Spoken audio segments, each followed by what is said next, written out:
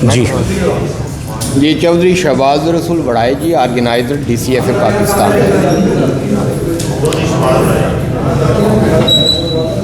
इस्लाम Bhatt, DCFA C group Punjab president. ये commercial dairy farmers के president हैं सेंट्रल पंजाब से। Mateen Ali, research and development head for DCFA Pakistan. Mateen Ali, DCFA Pakistan research and development head.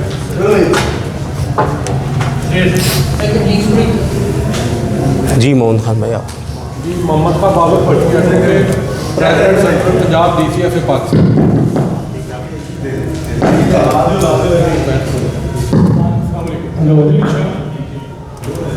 Syed Dayauddin Shah senior land brother DCFA Lahore. Hello hello, mike check, sound check. Hello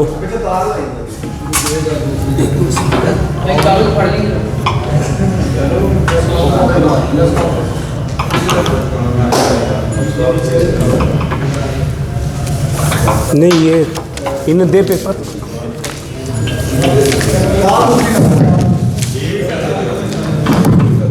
हमारे पास आके नहीं बोल रहे। Hello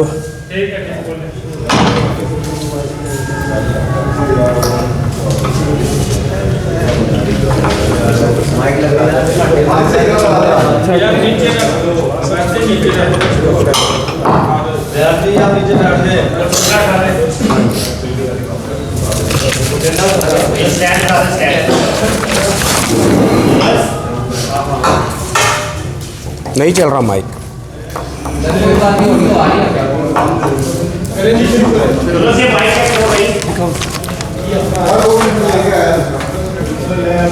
कम से कम लवाजमात तो पूरे होने चाहिए ना जी।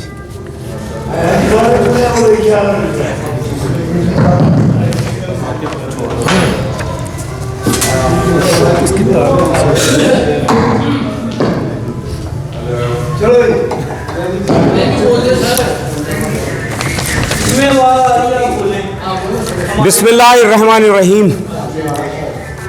मोहतरम जनाब सहाफ़ी हज़रात, मैं आपका बड़ा ममनून हूँ कि आज डेयरी फार्मर्स का जो इशू है, हॉट इशू है, दो इशू हैं जिस पर हम आपसे बात करने के लिए आज आपके सामने आए हैं। जिसमें सबसे पहले तो आज का सबसे हॉट इशू है वो है लंपी स्किन डिजीज़, जो यकीनन अगर पंजाब में आ गई तो 2 महीने में पूरे मुल्क का लाइव स्टॉक सेक्टर, समझ लें डेयरी सेक्टर, वो तबाह हो जाएगा। दूसरा है हमारी दूध की कीमतों का इशू है, जिसका हम आपको बताना चाहते हैं कि जी हम ये नहीं चाहते कि हम दूध की कीमतें बढ़ाएं। और तीसरा, सबसे पहले DCFA पाकिस्तान का तारुफ,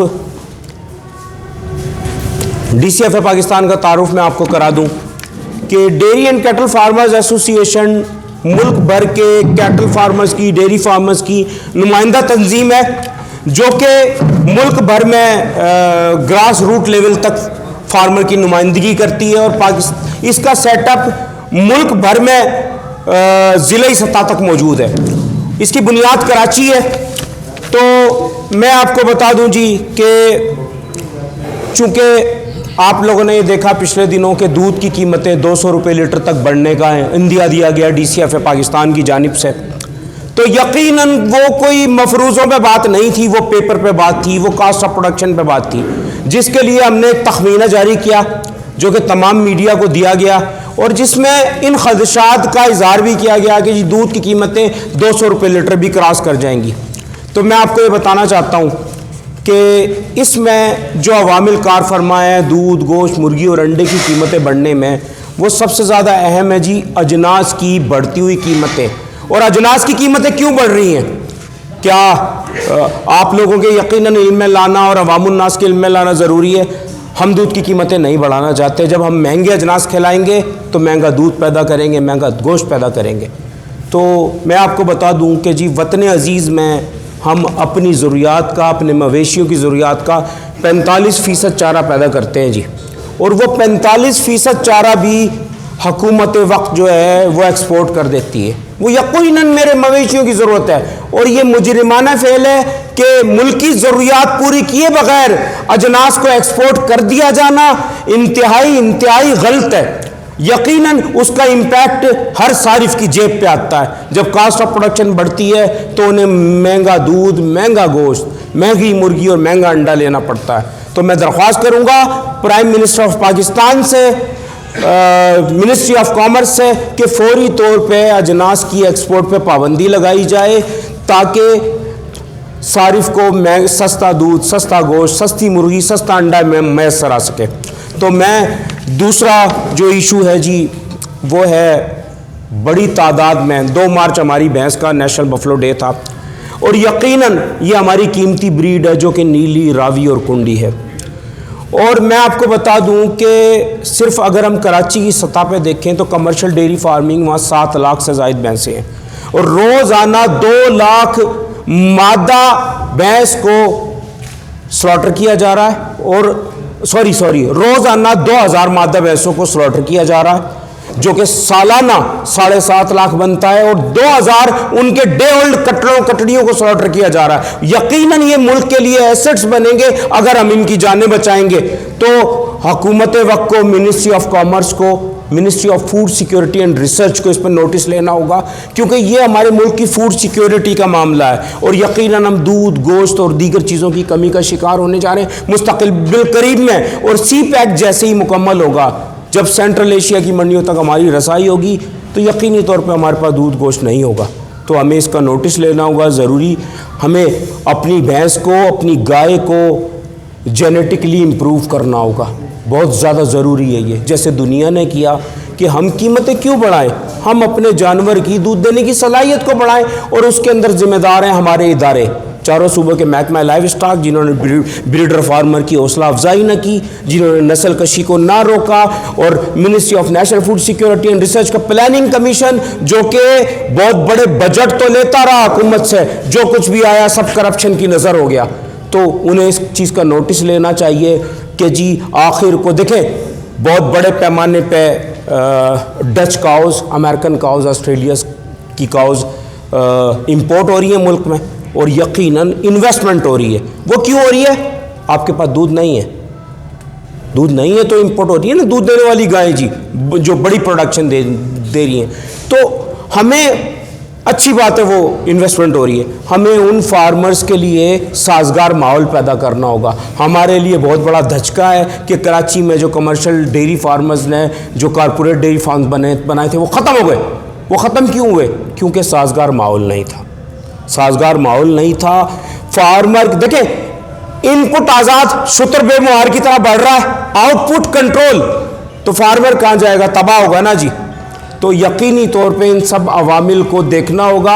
जो लाइव स्टॉक सेक्टर की ग्रोथ में हाइल रुकावटें हैं उन्हें आप सभी दूर कराएंगे। हमारी आवाज़ को ऐवान बाला तक आप लोग पहुंचाएंगे, हम नहीं पहुंचा सकते जी। तो मैं आपसे दरख्वास्त करूंगा फौरी तौर पे हमारी मदद की जाए। प्राइम मिनिस्टर ऑफ पाकिस्तान से मैं अपील करूंगा कि तमाम फार्मर्स आपको पुकार रहे हैं। इस वक्त सबसे ख़तरनाक जो मामला अब हमारे पास शुरू हुआ है वो है लंपी स्किन डिजीज़। और यकीनन लंपी स्किन डिजीज़ जो है वो पहले रिपोर्ट हुई जी बहावलपुर में, जो कि अक्टूबर 2021 में था। उसके बाद वो दिसंबर में कराची वहाँ पे हैदराबाद में रिपोर्ट हुई, जामशोरों में, हैदराबाद में।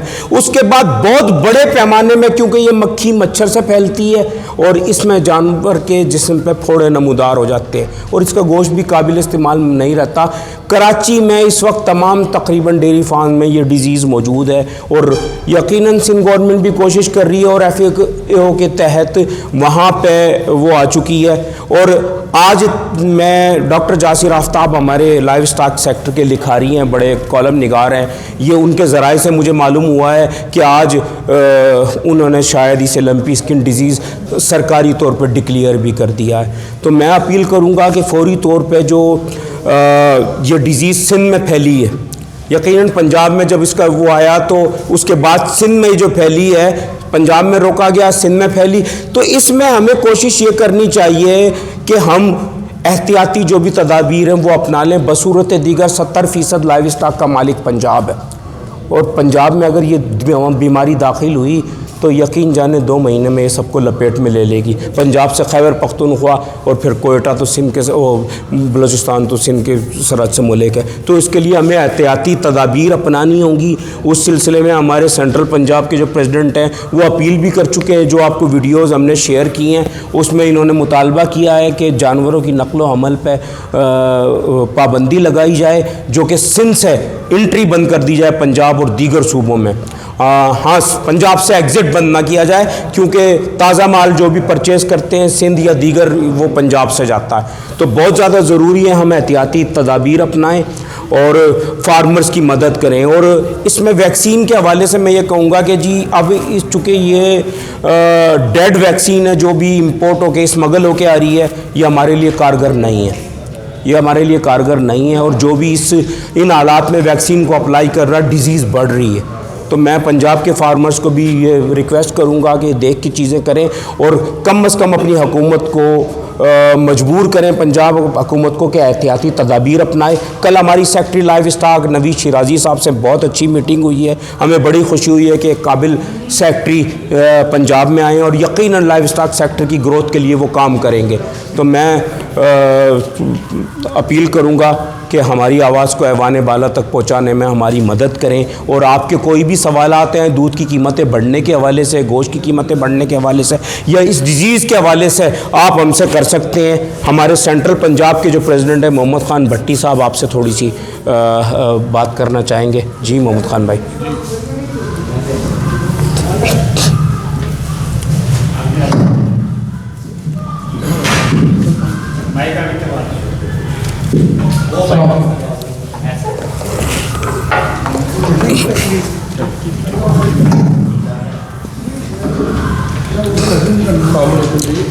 Mohammad Khan Babar Bhatti advocate high court, president central Punjab DCFA Pakistan. जी अभी आपसे मुखातब थे हमारे सेंटर के जो प्रेसिडेंट है जी मरकज़ के शाकिर उमर गुजर साहब। काफ़ी सारी चीज़ें उन्होंने आपको एक्सप्लेन कर दी हैं जी। अल्हम्दुलिल्लाह हमने वर्किंग की हुई इस पर। अभी जैसे इसके बाद आप करना नब्बी डिजीज़ की बात की है, स्किन डिजीज़ की, तो ये खदशात जो है हमारे ये अभी स्ट्रिक्ट कैम है, अल्लाह करे कि ये कराची तक ही महदूद रहे।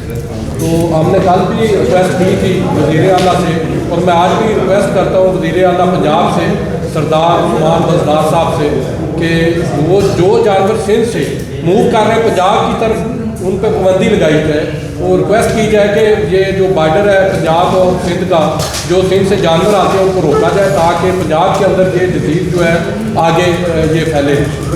दूसरा दूध के हवाले से मेन बात ये है कि जैसे कि हम सब लोग ऑलमोस्ट लाहौर के रहने वाले हैं, तो आप सब लोगों को पता है कि दूध जो लाहौर में फरोख्त हो रहा है वो 110 रुपये DC रेट है। हालाँकि 110 रुपये इस वक्त कोई फार्मर भी ये दूध नहीं दे रहा है 110 रुपये। तो फिर ये दूध कहाँ से आ रहा है जो 110 रुपये में दूध सेल हो रहा है।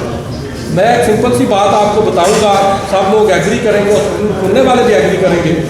आप देखें हम किसी स्टॉल पे जाते हैं, किसी शॉप पे जाते हैं, मार्केट के अंदर जाते हैं, चीज़ें परचेज करने के लिए जाते हैं, घर के लिए ग्रॉसरी करने के लिए जाते हैं, तो DC रेट के नीचे चीज़ें जो बड़ी पड़ी होती हैं वो कोई बंदा भी हम में से नहीं खरीदता, क्योंकि वो चीज़ें जो होती हैं ना वो खाने पीने के काबिल नहीं होती। तो देखें ये हमारी गवर्नमेंट को इतने बड़े बंदे हैं, DC साहब जो कंट्रोल कर रहे हैं पूरे लाहौर को। इसका मतलब ये नहीं है कि आप उधर बैठ के काम, आप ग्राउंड रियलिटी पे आएँ, आप ग्राउंड रियलिटी पे काम करें, नेचुरल फूड दें। पूरी दुनिया में जितने मुल्क भी है, जितने भी तरक्की याफ्ता मुल्क हैं, वहाँ पे आप देखें सबसे ज़्यादा कॉन्शियस उनकी गवर्नमेंट और उनकी वाम जो है वो फूड पे है, फूड पे कोई कॉम्प्रोमाइज़ नहीं है।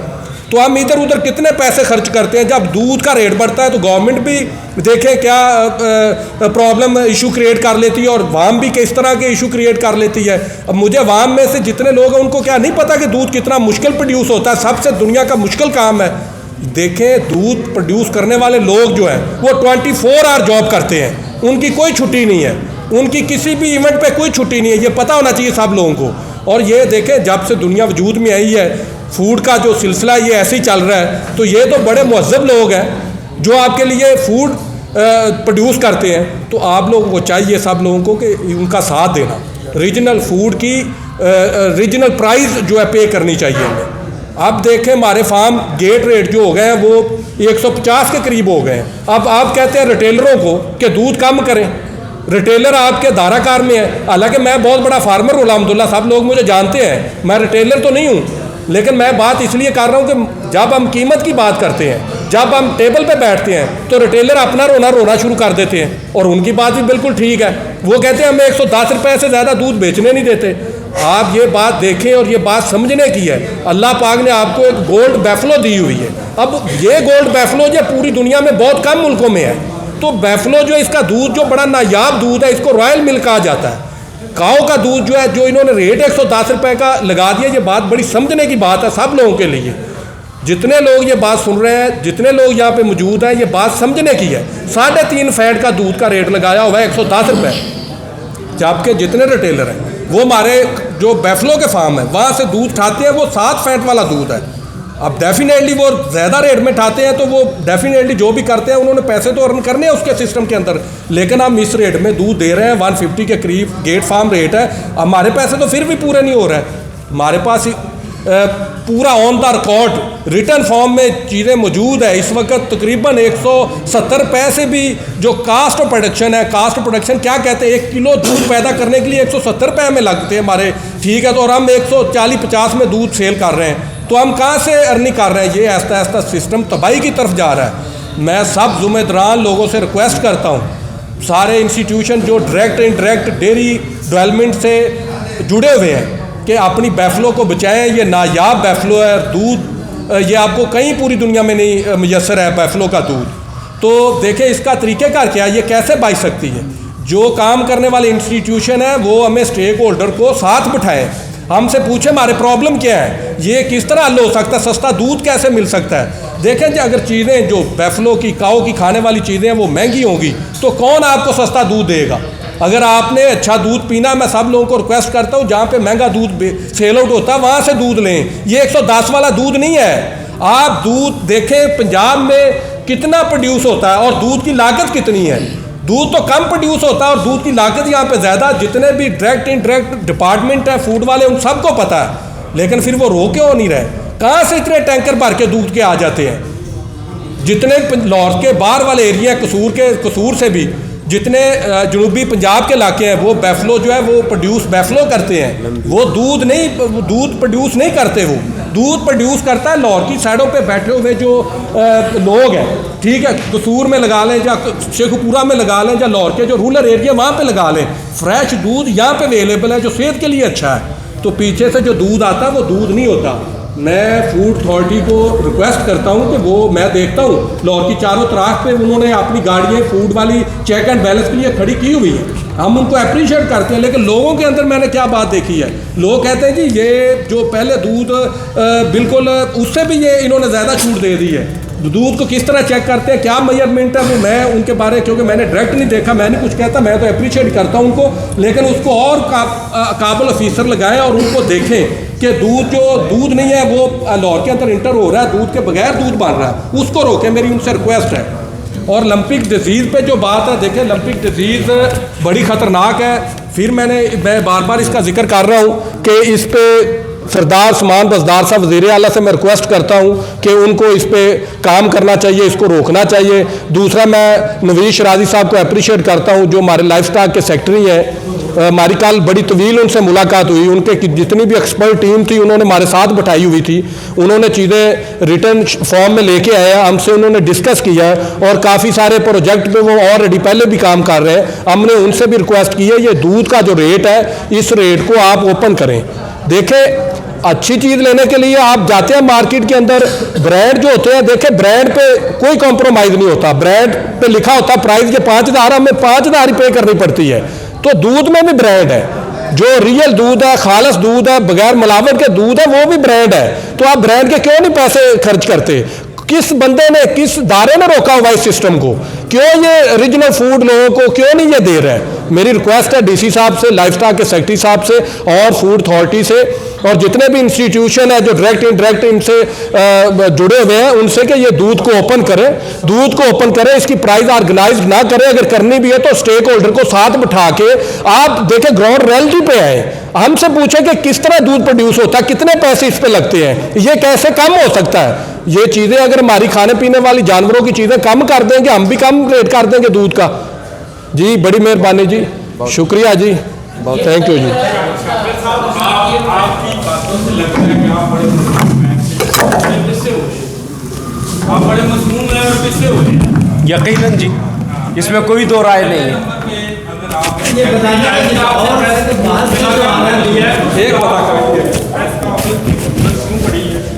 दूसरे नंबर पे आप कहते हैं कि हमारी जो अशिया है वो बाहर जाती है। जी हाँ, मक्की भी यहाँ बनती है, बाकी जितने भी लवाजमात हैं वो यहाँ ही बनते हैं, मैं कमाना नहीं चाहता। तो फिर आप अचानक से 120 रुपये से 180 रुपये गड्डी रेट कैसे बढ़ गए? ये किसी ने ऐड कर दे, इसी सवाल को मैं आपको बता देता हूँ कि जो दूध आपको 170 सकता है, इस दूध की पैदावारी लागत 170 रुपये है आपके मुताबिक, वो आप दे रहे हैं 140 रुपये ब्लैक मेलिंग की वजह से, किसी की मजबूरी से, तो 30 रुपये आप रोजाना पर लीटर नुकसान का एक तो नुकसान आपका ये हो गया, वो आप किस तरह ये कर रहे हैं। उसके बाद जो दूध 110 रुपये में मिलता है वो कौन सा दूध है, और आप बीच में 1 लीटर तो नदी ना बेच रहे हैं, तो आप रोजाना अपना लाखों करोड़ों रुपए का नुकसान किस तरह रिपोर्ट करते हैं, ये बात समझ में थोड़ी सी आने वाली लगती नहीं है। बिल्कुल। असल में जी बहुत अच्छा सवाल है, मैं यकीनन आपके सवालों के जवाब देना हमारा हक है, और अवामुन्नास भी ये जानना चाहती है कि आखिर को डेयरी फार्मर्स रेट क्यों बढ़ा देते हैं और हमें जिम्मेदार समझते हैं।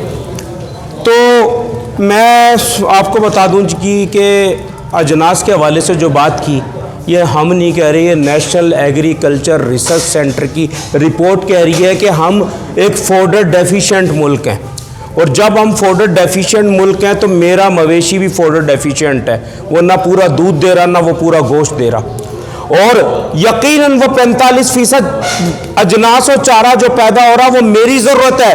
अगर मिनिस्ट्री ऑफ कॉमर्स उसे एक्सपोर्ट करती है तो वो मुजरिमाना गफलत है, और ये बेताशा और बेदरेक किया जा रहा है। बड़ी तादाद में भूसा, चोकर, अल्फा हे, साइलेज, राइस ब्रान मील, कैनोला मील, ये सब चीज़ें एक्सपोर्ट हो रही हैं, और यकीनन जब वो एक्सपोर्ट होंगी तो आपको महंगा दूध, गोश्त, मुर्गी, अंडा मिलेगा, और उसे हम अपनी मर्जी से सस्ता नहीं कर सकते जी।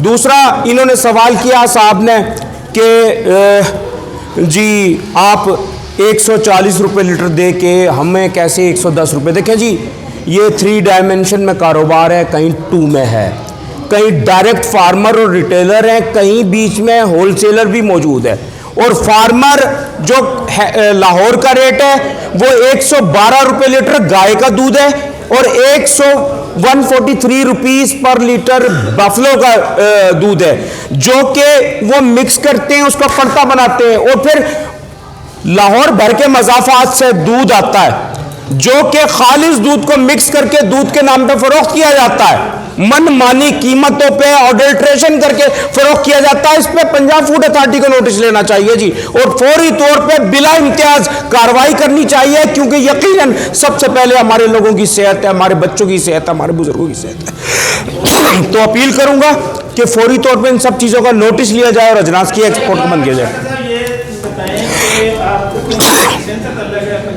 दूसरा घर है यकीनन जो लाइफ स्टॉक डिपार्टमेंट है सिंध का और पंजाब का, इन दोनों में क्या फर्क है, दोनों फार्मर के साथ कितना, और जो टेट्रा पैक वाले खुले दूध के खिलाफ एक मुहिम चला रहे हैं, कैंपेन चला रहे हैं, वगैरह टीवी पे इश्तेहार आते हैं, खुला दूध बीमारियाँ पैदा करता है, खुले दूध और डब्बे वाले दूध में फर्क क्या है? असल में जी दूध तो वही है जो खालिस है और ताज़ा है, और यकीनन किसी दूध की उम्र अगर 6 माह होगी तो वो यकीनन दूध नहीं होगा, उसमें कोई ना कोई केमिकल्स इस्तेमाल हुए होंगे। और यकीनी तौर पे आप सब जो भी यहाँ बैठे हैं या आपके आबा व अजदाद जो रहे हैं वो ये ताज़ा और खालिश दूध पी के इन उम्रों तक पहुँचे और लंबी और तवील उम्र तक जिए हैं वो सब। और यकीनन अब जब अडल्ट्रेशन शुदा चीज़ें हम तक पहुँच रही हैं, डब्बाबंद चीज़ें पहुँच रही हैं और ताज़ा दूध को बदनाम करने की एक गलीज़ किस्म की मुहिम पहले पाकिस्तान मेडिकल एसोसिएशन के कांधों पर रख के और फिर चंद मीडिया हाउसेस और चंद एंकर्स के कांधों पर रख के चलाई गई, तो यकीनी तौर पे आप सब ये समझते हैं कि अरबों रुपए की तशहीरी मुहिम के बावजूद आज तक डब्बा बंद कंपनियां सिर्फ मार्केट का 5% शेयर हासिल कर सकी हैं। और ये मुहिम भी उसकी बुनियाद है कि वो बाकी 95% मार्केट पे कब्जा करने के ख्वाब देख रही है। और इसमें मैं ऐड कर दूं कि मिनिमम पास्चराइज एक्ट जो है वो भी इसी जंजीर की एक कड़ी है, छोटे फार्मर को तबाह कर देने की साजिश है जी वो। और हम उसकी सख्ती से मजम्मत भी करते हैं और इस एक्ट के खिलाफ मज़ाहमत भी हर सतह पे करेंगे। अगर ये एक्सपोर्ट बंद नहीं होती या आपको जो ये चारा सबसे नहीं मिलता तो कब तक जो है वो उसका रेट बढ़ाएंगे आप? असल में जी रमज़ानुल मुबारक के फ़ौरन बाद मज़ीद दूध की कीमतों में इजाफा किया जाएगा इंशाअल्लाह ताला। और तकरीबन जी 10 रुपये लीटर का या 20, यहाँ पे 10 रुपये लीटर का हो सकता है, कराची में 20 रुपये लीटर का वो इजाफा होगा, क्योंकि कराची एक कंक्रीट का जंगल है जिसके दूर दूर तक हरियाली नहीं है। और बाकी इस साल के आखिर तक दूध की कीमतें तकरीबन 200 रुपये लीटर तक हो जाएंगी। मैं इसमें ना एक छोटी सी बात का इजाफा करना चाहूँगा। सॉरी देखिए, मैं एक छोटी सी बात का इसमें इजाफा करना चाहूँगा कि इस बजट में जो अभी आया है उसमें जो हमारा रॉ मटेरियल है, जिस तरह सोयाबीन हो गया, कनोलाज हो गए, जो हम बाहर से ऑलरेडी इंपोर्ट कर रहे हैं, और ये मील है, ठीक है, यानी कि इसमें से घी मिलों वाले ऑयल निकाल के और उसकी जो मील लाया जाता है वो होता है। गवर्नमेंट ने इस जो मिनी बजट जो अभी अनाउंस किया था उसमें इसके ऊपर 18% टैक्स लगा दिया है।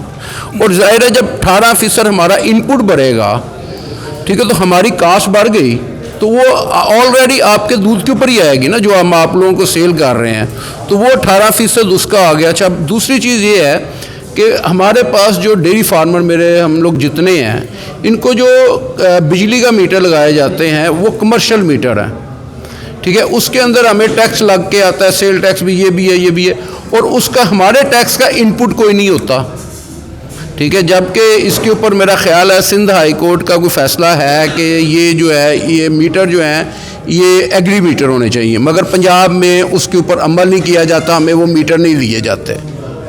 शाकिर साहब ये बता दें कि ये जो आपके खिलाफ एक मुहिम चल रही है जी, बड़ी मुनज़्ज़म मुहिम चल रही है, उसमें आप खामोश होना चाहिए, कोई तंजीम कोई उसका जवाब नहीं। असल में जी बहुत अहम सवाल है और उसमें ताल्लुक़ है इस सवाल का बराह रास्त मीडिया से। यकीनन जब मैं किसी भी मॉर्निंग शो पे, इवनिंग शो पे या किसी भी बिपर पे हमें लिया जाता है, हमें बता दिया जाता है कि जी आप डब्बे के मुतालिक कोई बात नहीं करेंगे, बसूरत दीगर हमारा जो मार्केटिंग डिपार्टमेंट है प्रोग्राम को रोक देगा, तो यकीनन ये बात तो समझने की है ना। हम सोशल जी कैसे समझ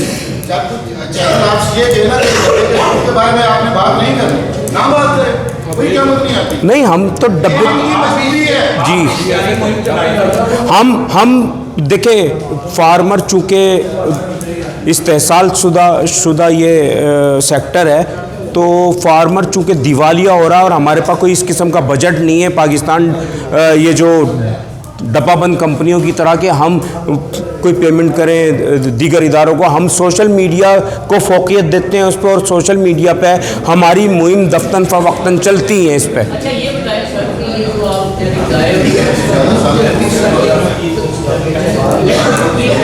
कैसे हुई थी, दूसरा जो आप बता रहे हैं 2000 जो जानवर जो खाता है वो स्लॉटर कर दिया जाता है कि क्या पूरे मुल्क में अगर स्लॉटर नहीं करेंगे तो उसके लिए अल्टरनेटिव आप बताएं कि इसको कैसे चर्चित किया जाए। असल में जी बहुत अहम सवाल है कि जो एक तो गाय और भैंस का मिक्स होकर फरोख्त हुआ, पर उस गाय और भैंस के मिक्स किए हुए दूध में जो लाहौर भर के मजाफात से दूध आता है टैंकरों में, वो मिक्स करके फरोख्त किया जाता है और उसमें अडल्ट्रेशन हुई होती है, तो यकीनन वो दूध के सूरत लोहे की भैंसों का दूध कितना शामिल होता है? लाहौर की जो पैसे हैं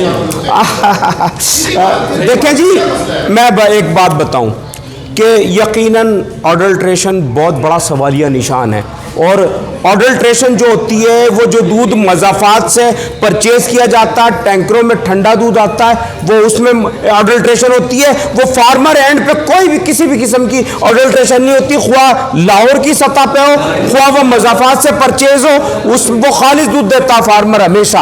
अडल्ट्रेशन होती है वो दूसरे एंड पे जाके होती है, और उसके हवाले से जो फूड अथॉरिटीज़ हैं उन्हें काम करना चाहिए।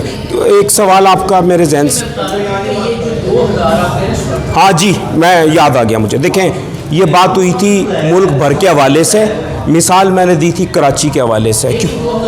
रोज़ाना 2000 मादा बफलो स्लॉटर होती हैं, और रोज़ाना 2000 डे ओल्ड कटड़ियाँ स्लॉटर होते हैं, जो यकीनन वतन अजीज़ का नुकसान है।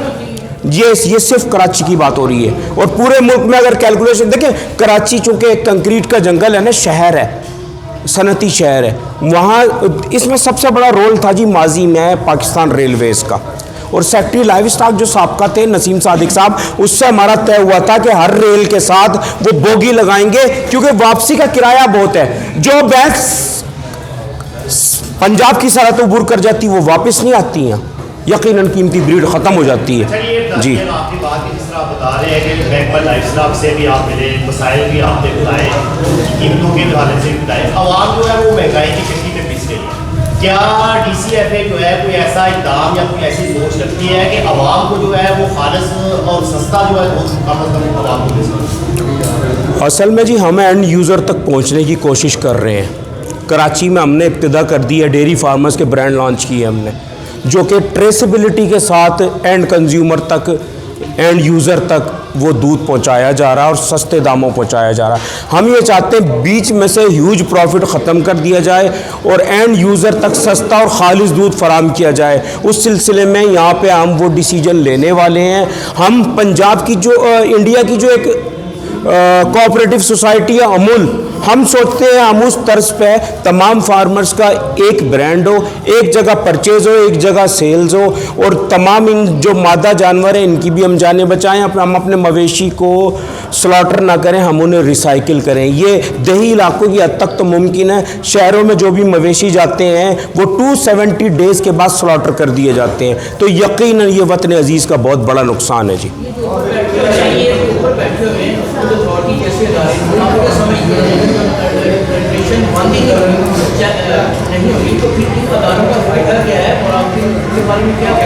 असल में जी जब तक अमीन मैंगल साहब थे तो बहुत बड़ी कार्रवाइयाँ हो रही थी और नज़र भी आ रही थी। अब जब से ये दीगर डीजीज आए हैं, आयशा मुमताज़ साहिबा गई हैं, वो चीज़ें देखने में नज़र नहीं आती, और यकीनन जो नज़र आता हम तो वही कहेंगे। फिर पंजाब फूड अथॉरिटी को बिला इम्तियाज़ कार्रवाई करनी चाहिए जी। पंजाब फूड अथॉरिटी की एक भी कार्रवाई हमें उससे बेहतर खैबर पख्तूनख्वा और सिंध फूड अथॉरिटी काम कर रही है जी, पंजाब फूड अथॉरिटी से बेहतर जी। सुनने में है कि उसमें यूरिया खाद और ये सरफ वगैरह इस्तेमाल होती है। ये चीज़ें जो इस्तेमाल करके तो उसका नुकसान है। इन चीज़ों पे आपकी कोई मुशावरत हुई? असल में जी फूड अथॉरिटी से मेरी अब तक कोई मीटिंग नहीं हुई, और अगर इस किस्म की मिलावट होती है तो यकीनन फूड अथॉरिटीज़ को चारों सूबों की उसके ख़िलाफ़ काम करना चाहिए। और जहाँ भी मिलावट होती है और हमारी नज़र में आती है तो हम तहरीरी तौर पर तमाम इदारों को खतूत लिखते हैं इस सिलसिले में। जज़ाकल्लाह खैर। Thank you.